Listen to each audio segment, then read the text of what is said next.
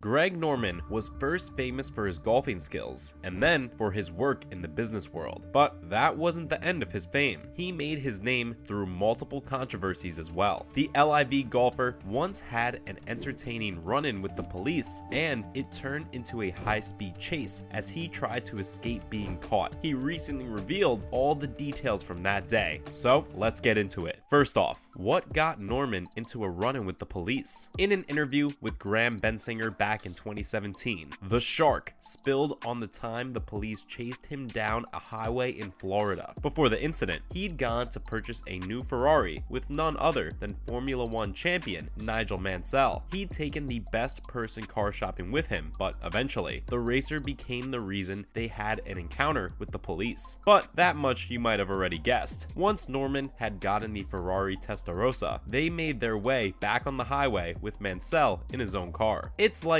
he'd been waiting to get on the highway, because as soon as they entered, Mansell started showing off his Formula One skills. Of course, Norman wasn't going to hold himself back from a challenge either. In seconds, the two were zooming past the other cars on the highway. According to Bensinger, the two had reached the speed of 120 miles per hour at a point. Knowing this, it's no surprise that they got caught by the police. They were so focused on their race that Norman hadn't even noticed the police chasing them at first. In his opinion, he was trying to avoid making any errors while on the road. Though it took them time to catch up with the golfer, they were eventually able to make him pull over his Ferrari. What's more, the Ferrari made Norman lucky in resolving the situation. Though he was a pretty well-known golfer, he'd only won 20 times during the PGA Tour, including 2 majors. He was often unlucky on the course, given that he lost out on major championships by narrow margins multiple times. But in this situation, he got lucky while racing down the highway. After the police had intercepted them, they had a little chat with the pro golfer. Once the Shark realized he was about to get a ticket for speeding, he threw Mansell under the bus as well. Fair enough, he was the reason the whole thing started in the first place, so Norman shouldn't have dealt with it alone. He told the officers that if they were going to give him a ticket, they should give one to the Formula One driver as well, because he was racing him. Fortunately for Norman, he'd just picked up one of the rarest cars in the country at the time. The officer might have had an interest in sports cars because he took a look at the Ferrari and was very impressed with it. So much so that he let both of them off without a ticket. The LIV CEO did acknowledge how lucky he was for that narrow escape during the interview, and we agree. Moving on to other golfers who've had run-ins with the law. Professional golfers take great pride in their moral character, but they also make errors, both on and off the course. In some cases, these errors lead to arrests and even jail time. This is true even if it comes to someone like Tiger Woods, one of the greatest players in golf, who was arrested and put in jail in 2017. Woods was taken in for a DUI, which unfortunately will show up many times in the stories we're about to share. Starting off with Jean-Baptiste Otto's arrest during the ye old days of golf. Jean-Baptiste Otto was a golfer who hailed from France. He played mostly during the 1950s in European tournaments. In the book, The Who's Who of Golf by Peter Alliss, Otto was recalled as a gentleman who would apparently roll his own cigarettes while he would make his way through the golf course. He was also known for his drive. He participated in the British Open 5 times, and his best finish was 38th, which he achieved in 1954. Although his golfing career was rather quaint in nature, he did have a noteworthy arrest record.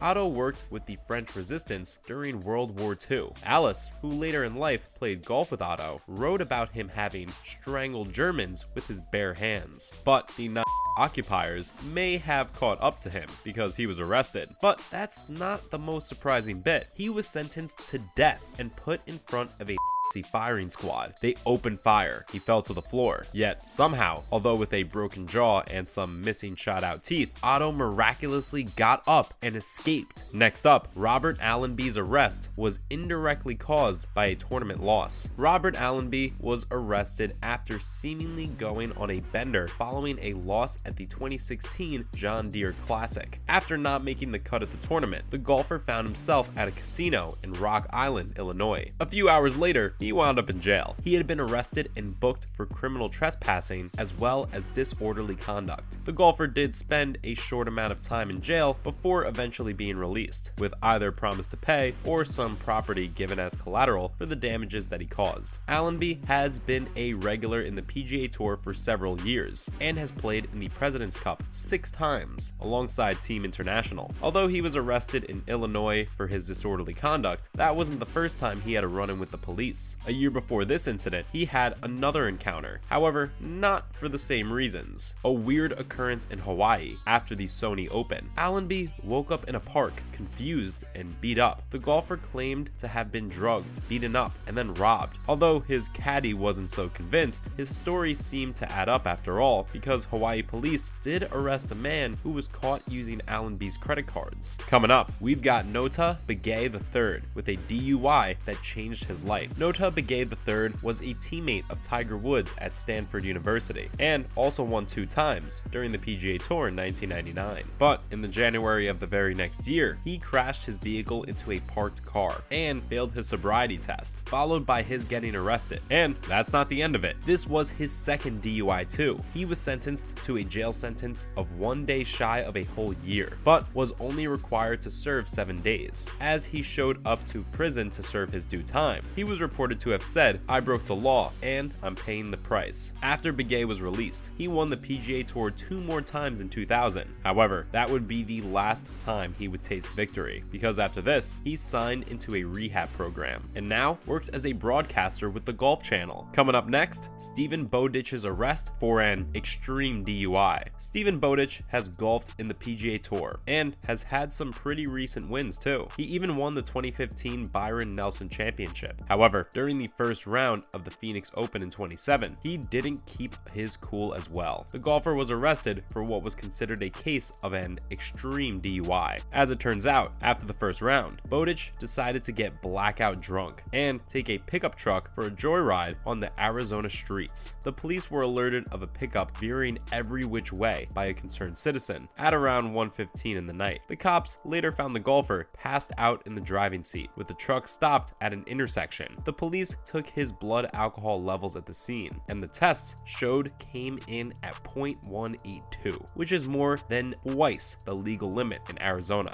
After spending the night in jail, Bowditch went forth and played the next round of the tournament too. Surprisingly, he didn't make the cut. What's more, Rachel Connor had to do community service after getting arrested for a DUI. Rachel Connor was arrested in 2012 on suspicion of drunk driving. She was accompanied by the winner of the Heisman Trophy and former NFL running back, Eddie George. The breathalyzer test showed that the golfer had almost twice the legal amount of alcohol in her system. Connor was taken to jail that night and, after pleading guilty to the DUI, was given 12 months of probation, as well as 50 hours of community service for her offense. Rachel Connor had been participating in the Symetra Tour at the time of this arrest and made appearances on the tour from 2010 to 2014. The 61 she shot at the Tate & Lyle Players Championship in 2011 is still tied for the all-time 18-hole scoring record on the Symetra Tour. Finishing up with John Daly's many incidents. John Daly is famously known for all of the ups and downs he had during his lifetime as a golfer, between alcohol issues, a gambling addiction, and troubled marriages. It's pretty safe to say he's had a pretty rock star life for a golfer. What's more, he even claimed in his autobiography that he lost between $50 to $60 million.